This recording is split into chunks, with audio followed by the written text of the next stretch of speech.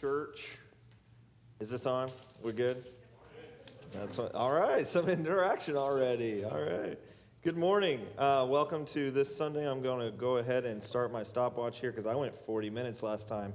And Andy said, yeah, they're used to that. And I said, I'm not. So I'm just going to try to give you a little bit less today than I did last week. No, I'm kidding. I'm going to bring the same word, but just be more conscious of your time and my responsibility of shepherding that. So before we go any further, I was back there praying before the service, and I happened to log on to my phone, and I was just kind of trying to get my mind just less flustered and more clear. And so typically when I do that, I try to do some remedial task that's like kind of normal in my day to try to just get my mind off of something so that I can just be ready to roll in. And so I pulled up Facebook and read a post and was reminded of the church and its involvement with racial reconciliation in today's church body.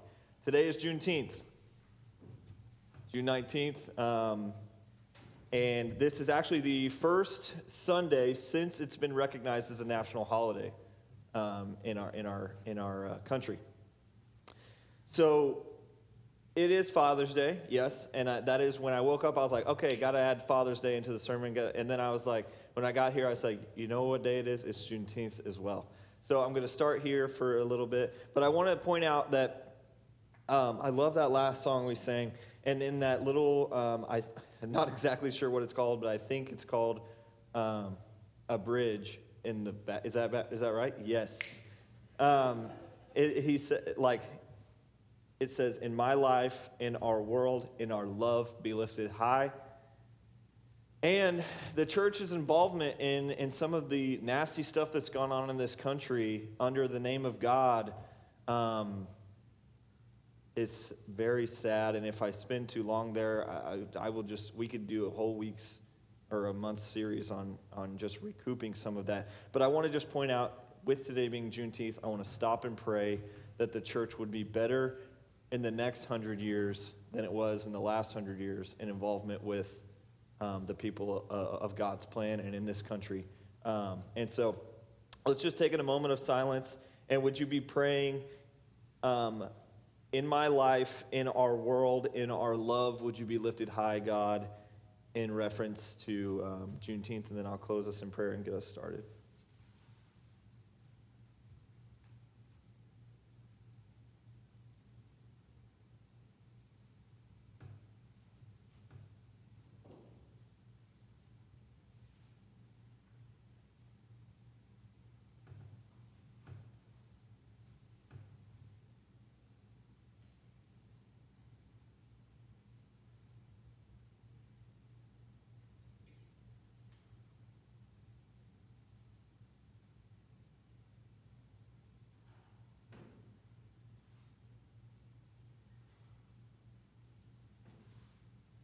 Lord, in my life, in our world, and in our love, would you be lifted high?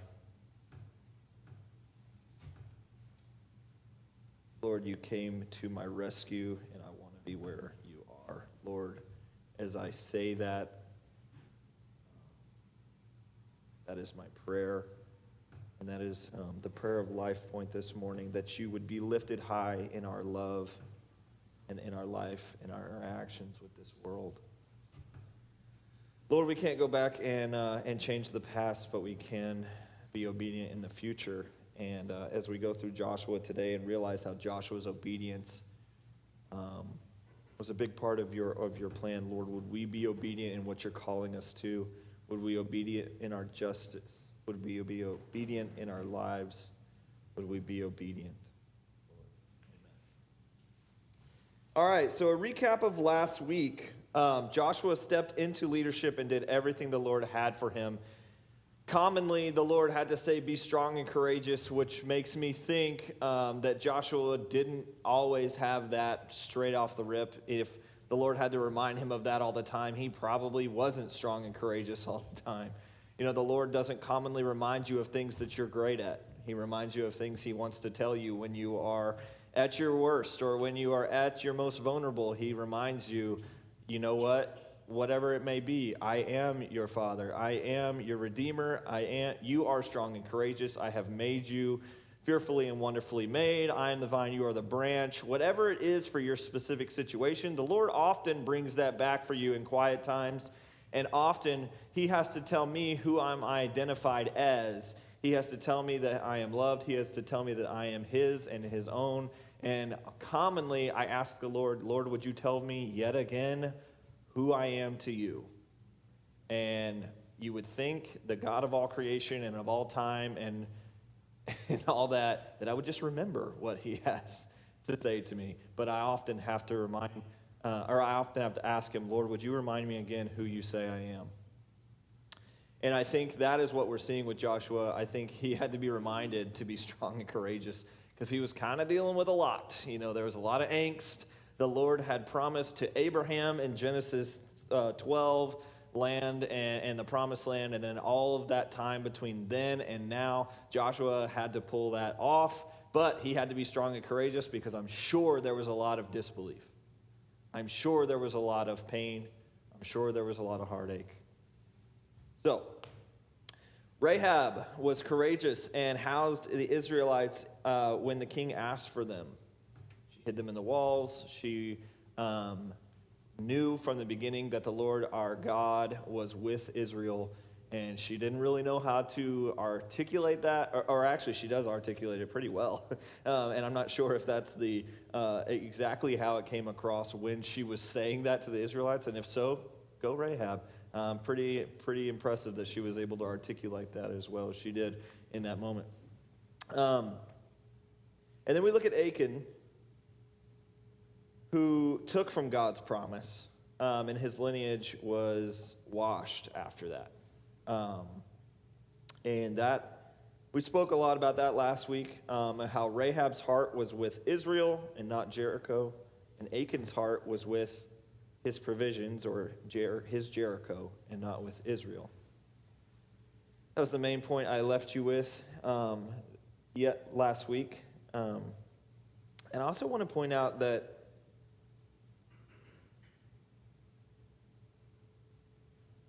Achan was a human, and so he has a personality. We've talked a little bit today about how some of this stuff interacts with Joshua and how the Lord speaks to him being strong and courageous, deals with his personal, like him himself being a person of God. Achan was also a person of God, and I think when we think about what he took from the promise, or that would have been the temple's money and things like that, we don't really know. The Bible doesn't really tell us why he did that. We can infer, but there's not necessarily a reason why. And so most of the time, people assume that it's greed. I just want to offer some other perspectives. And again, this isn't in Scripture. It's just kind of like with us in how we perceive it and how we're reading it. Maybe the Lord can reveal other things about our life. Maybe it was from greed. Maybe it was from security. Maybe it was that he was trying to provide for his family for generations. I talked about that last week. But regardless, it showed a lack of trust in the obedience or in the plan of God. And so, anyway, I always like to point relationally and bring it back to this was a real life person and this was a real life situation, and how did he really go through that? So that brings us to my Father's Day sermon / Juneteenth sermon. So let's pray. Father, would you please direct us in the way you have us to go this week? Would you please direct us in the time that you'd have for us in this sermon? Lord, guide my mouth as we begin to worship you through a a time together where we go into the Word and just learn from you. Lord, would you bring little nuggets of wisdom out for us? Would you please just direct certain thoughts, maybe make it applicable for our lives? Lord, would you would you help me go to a place with the congregation today that I have gone with you in my time as study this week? Lord, would you bring back the things that you would have me deliver to the congregation? Amen. All right, nothing is better than a sermon about real estate on Father's Day. We've got a sermon here that involves land allotment of Israel and which of the 12 tribes get what land in Joshua. And I imagine you've probably never heard a sermon on the land allotment of Israel. And when I think of Father's Day, I think of a guy. I think my dad always loved maybe he didn't love it, maybe he just did it, but he always used to love to make our yard look good. Which, by the way, I'll stop here for a second. I know you guys are hurting this morning. Give you a little bit of encouragement. I know what happened last night. Andy reached out to me about the lawnmower. I'm super sorry about that. That's not. I know that's when things like that happen to a church, it's hard. So if you don't know what I'm talking about, it's probably okay. Probably is not involved in you. If you do know what I'm talking about, just know I'm with you, and I feel that. I guess if you don't, I should probably relay that there was a lawnmower stolen last night. All right, let's just move on. Anyway. I'm following a police report right now. Oh, good. I'm glad you're listening. No, I'm kidding. So with Father's Day, I was going to make a joke about mowing and real estate, and then Andy texted me this morning about, hey, we had a lawnmower stolen last night. And I was like, gosh. So I'm going to still make that joke, but just know that it's sensitive. So when I think about Father's Day, I think about being outside. I think about a guy sitting on his porch looking over his land. I think of a guy that is proud of his homestead, no matter if it's like 25 acres or a one-bedroom apartment. You're proud of what you have. And so there's nothing more fitting, I think, than this real estate sermon, this land, this dirt that we're going to talk about today on Father's Day. Why was the land allotment significant? Why did they spend half of the book of Joshua on this section of just what seems like rules and regulations? There's times in the Bible that you're like, why is this in here? It's not that big of a deal. Typically, it is. And typically, it's to just give some sort of, if there's some long section about something, whether it's the genealogy of Jesus or whether it's the kings that are referenced or something like that, it's typically in so that there's some sort of proof that some other thing in the Bible can look back on.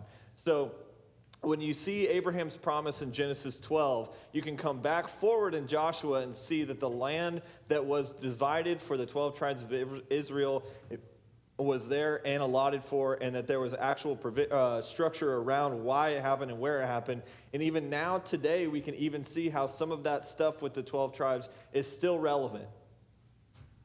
I'm not a historian, although I like digging into that stuff. I'm not a whatever it is I don't even know what that profession is, but something that I'm not any specialization in terms of land or anything like that, especially in the ancient Near East.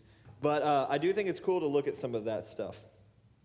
When we look at Abraham's promise fulfilled, though, God needs faithfulness to deliver on his portion of the covenant. And that's another thing that probably could be dived into way deep. But a covenant relationship requires that the covenant is followed. We don't live in that kind of a culture now, but everything in that time period and that culture was relied on in covenants. The only real covenant that is a good example today is the covenant of marriage, and even that is skewed by our culture. So it's kind of hard for us to dive into what this actually is saying and requiring unless we study it. So basically, what I can just give you is that in the covenant, it either needed to be fully followed or it was nullified almost. There was going to be ramifications either way. And God could just overlook that, but he chose not to because he wanted to bring significance to the fact that the people of God, he was asking of something from them as they were asking something from him. So I'll leave that there, and that's probably something that can be studied in the future. But Joshua was a faithful leader.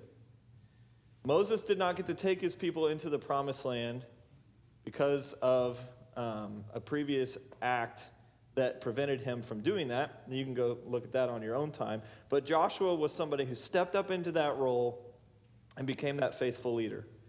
Like I said, he always had to be reminded that he had to be strong and courageous, which I'm sure was something. But everything in Joshua, you see how every chapter starts with God said this, and basically it says Joshua followed it exactly. I mean, it doesn't say it in those terms, but it says God said to do this, and Joshua was faithful.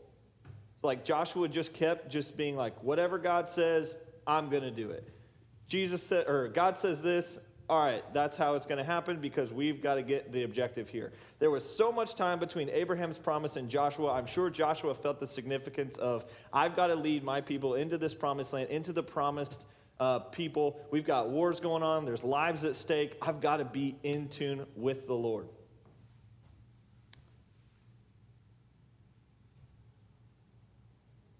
So God was basically, he needed somebody that had absolute sold-out convictions of obedience, and that's what Joshua had. Joshua remained obedient, and which is why I think Achan meant such a big deal. When we talked about it last week about how he had one little slip up that could have seemed insignificant, and it ended up wrecking his entire family line. Interestingly enough, when the tribe of Judah gets land allotted to them, there's one piece of Israel that they cannot drive the Jebusites out of. So I'm not fully formed on this thought yet, but I think it's interesting that they had one slip up in the tribe of Judah, and then there was one place in their land allotment that they couldn't drive the rest of the people that were out of that, like it wasn't fully the part of the Israelites' future. And now if you look at that, nowadays the Jebusites are now of Palestinian descendants. So I think that's really interesting to think there was one disobedience in the covenant. They couldn't drive them out in the promised land, and Israel is still fighting over that land. I think that's significant. But with Joshua and his faithfulness, the division of the land was probably something that came as a reward to him. So I have just taken a leadership role at First Alliance Church in Lexington as a greenhouse resident coordinator. What that means is there's going to be this program in Lexington where there's going to be a leadership development program, people that are coming either right out of high school, maybe, but probably not, but maybe in some sort of gap year in college, and I'm going to get to walk through some sort of career discernment, some sort of it takes 2 years, and we're going to take this time to walk through what that discernment looks like and where their life is going to go in ministry, whether that is full-time pulpit ministry, music ministry, working on soundboards, being a tech side of it, or if they're a nurse for a living. We're going to get to decide that in this 2-year program of residency where we can just walk and just dive into these people's core relationships. And the reason I say that is because at the end, I get the gift of the residents will eventually be sent into something. And that's what the program is. The program is deciding where they're going to be sent and what they're going to be sent into. Well, the program's not deciding, but we're helping discern them. So I think you understand what I'm saying. And I think when I look at that, the gift of the whole program, the hard work you go through, is I get to be involved in that process of sending someone into their core competency. And I think Joshua gets that when his faithfulness is given back to him when they're in the land allotment stage. I think he's like, all right, I get the gift of just like being a part of how all this land is divvied up. And what I see here is there's this faithfulness component that the Lord is rewarding. Also, how many of you, and I know there's just all of you probably, but how many of you spent time reading Joshua this week? Yeah, I don't really have to look up. I asked I was saying, yeah, I just, I'm laughing because I've been in that seat before. And Katie even goes, yeah, I didn't even read it. Like, thanks, babe. I love that. No, but it's not an expectation, but I think if you are reading through it, there's some complicated things in here that I kind of wanted to point out in terms of like the Achan stuff. I kind of wanted to clear up some things. There's some things that you're just going to stop on, and you're going to be like, what is that? There's this one section in the land allotment little period that I wanted to just clear up if you are happen to get stuck there. There's a verse in chapter 18 where it talks about the allotment. It starts the process. And then there's in verse 6, it says, I will, when we record the 7 divisions of the land and bring them to me, I will cast sacred lots in the presence of the Lord our God to assign the land to each tribe. I know that phrase, like I'll cast lots, doesn't really come across very well for us. And so I just dove into that, like, is that gambling something's future into the hand? Like, what is that, And so actually, when I researched into it and looked into commentaries and looked into ancient Near East culture this week, it was kind of cool because here comes another sports reference, by the way. It's similar to like the draft lottery of the NBA. I'm sure that even flew over some of your heads. But basically, there's this situation where all the teams in the NBA's chances of getting the first draft pick are all weighted differently, and it's like in this pot, and then all of the balls come out, and there's like, okay, this will be the first pick, this will be the second pick, this will be the third pick, this will be the fourth pick, and that's what the casting of lots were in Israel, or in this situation. So if you're confused about that situation, it's basically like the NBA draft where all the tribes, the 12 tribes, they had a situation where it would be like this tribe picks first, this tribe picks second, this tribe picks third, although they were not being picked, but that's what Joshua would give them first, second, third, fourth, fifth, sixth, seventh. So I just wanted to explain that really quick. But I think this is with Joshua's reward. So here's like the linchpin of this whole thing. I stared at this all week, and I was like, Lord, how is there a practical lesson plan or a practical learning environment in the land allotment? You've had me preach on this. Why? Here it is.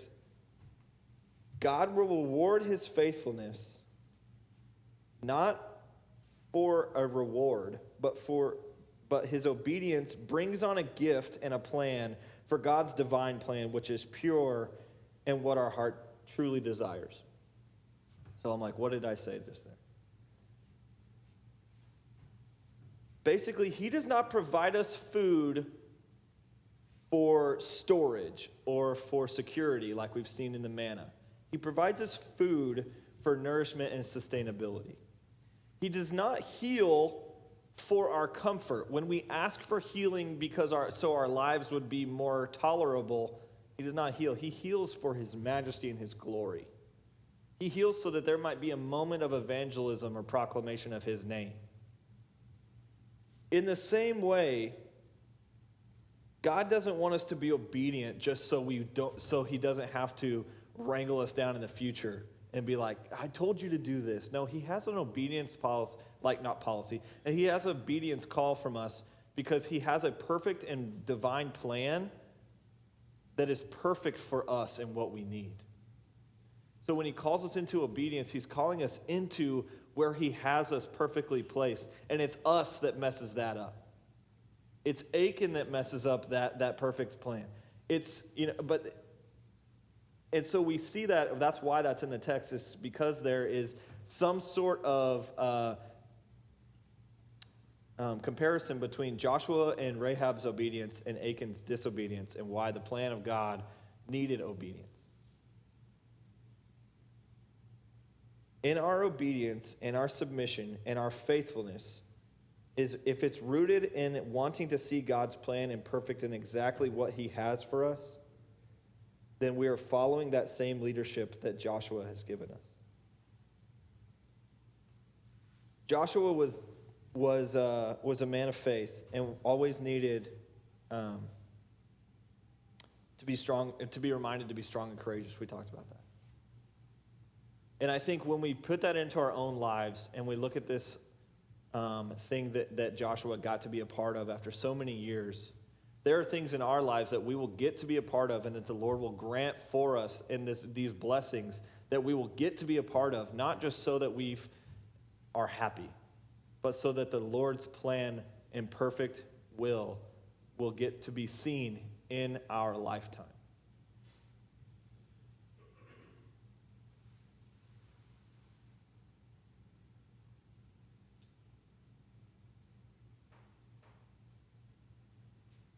Joshua got to step into some pretty big shoes. Moses was a man who was revered by his people. We see how Joshua had a long period of how the Lord was standing him up on a pedestal. There was a period of time in this book where you see how Israel has to accept Joshua as its leader. You see God coming through again and again and comparing Joshua, with Moses. There's even a point in the early part of Joshua where he takes the Israelites over this period of water, and they walked through dry land onto the other side through a river. And I don't know if you remember that story, but Moses led the people out of Egypt, divided the water, everybody ran through the water, and the water closed, and that's how they got across away from Egypt. Why would they bring that back up? Because in Joshua, God is confirming that reminding them, this is how I've come through for you before. Joshua is how I will come through for you again. So, in our application step for today, in your Father's Day evening, just be reminded that when God calls you into something, he might have called you into something years ago. And he might be tapping you onto the shoulder now, being like, oh, that's still what I have for you. I'm asking you to be obedient, not because I just am a tyrant and I want you to do what I tell you to do, but I have a perfect plan that is drawn out and ready for you to step into. It's going to be so fulfilling. It's going to be so perfect. It's going to be so fun for you to be a part of. Why don't you just trust me?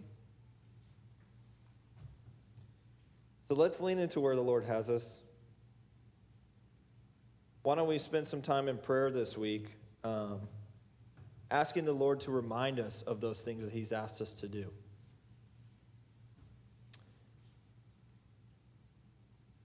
That can be really difficult, and I would say that you've probably, if you're a journaler, you might want to go through some of those journals. You might want to see where the Lord's led you before, what he's asked you to do previously that you might have forgotten about. Because there's probably some things that the Lord wants to do in your life or in your immediate circle, and that will change the future directions of some people's lives. And he wants you to be a part of that, and you're going to be a part of that. But all he's asking for is obedience. Let's go ahead and pray. Father, thank you for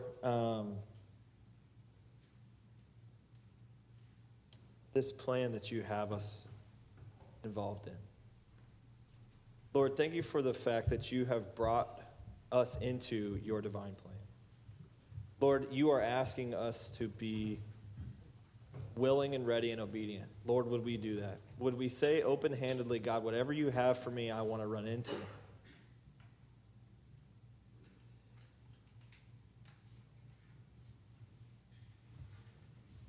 Lord, in my life and in our world and in our love, would you be lifted high? Amen.